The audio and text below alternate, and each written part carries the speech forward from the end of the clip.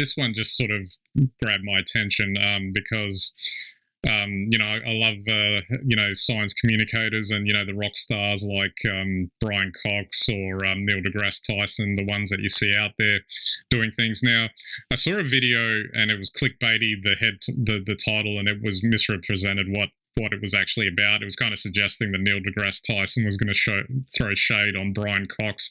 But basically, Neil deGrasse Tyson said in this video that the world would be better off if there were many people doing what Brian Cox does from, in many places so it's not concentrated around one person. Now, I broadly agree with that. I just found it odd coming from him, given that he's also occupying the same spot. And I wonder if, for him, it was a bit difficult to answer that question, because if he said, yeah, I'm just like Brian Cox, then he kind of looks like a hubris-filled idiot. But at the same time, I was watching it going, dude, you're exactly the same thing. You're everyone's personal astrophysicist. That's how you market yourself. So, I mean, I'm not trying to be too harsh on him, but it felt a bit of an odd exchange. Just trying to work our way through that.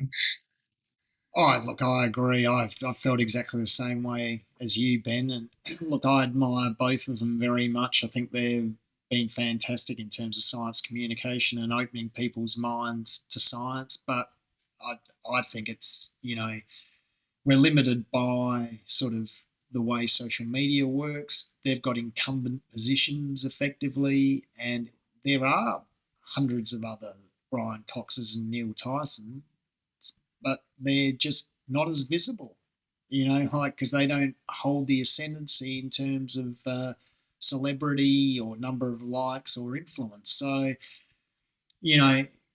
there are hundreds of others, and the reservation I always have with this is that the larger they become and the more people put their faith in them, then the more narrow, I guess, the spotlight on the broader issues beyond what they comment on. And so effectively their opinions become everyone's opinions, which aren't bad by any way, shape or form.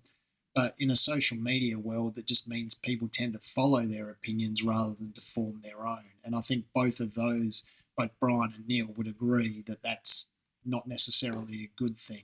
And of course, they all do a lot of work trying to get people to form their own opinions. But I don't know. In the modern world, that's just the way it is.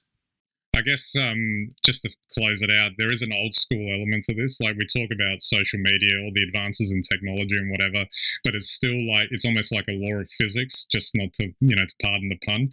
Basically, no matter what field you're looking at, eventually what ends up happening is that it concentrates to a few individuals or focus points, regardless of what industry you're in, that become the most visible at the top. You can range it from, tech YouTubers are a good example. There's plenty of people that do it, but there's only 4 or 5 of them that are right at the top, that in the end people will just go to them for their to get their opinion. Films are the same, or Hollywood. The top tier directors and actors are the ones that get all the work, kind of thing. Or the most visible work where they have the most control over it, and just go down the line, pick whatever industry you want. That's kind of how it works, and has always kind of worked. And I wonder if that's just an aspect of human nature, that's what we do. We kind of channel it that way. Oh, I totally agree, but I think there's an aspect of globalization through the internet and social media that's led to sort of a huge barrier. We originally hoped for democratization, and while sure anyone can have a go,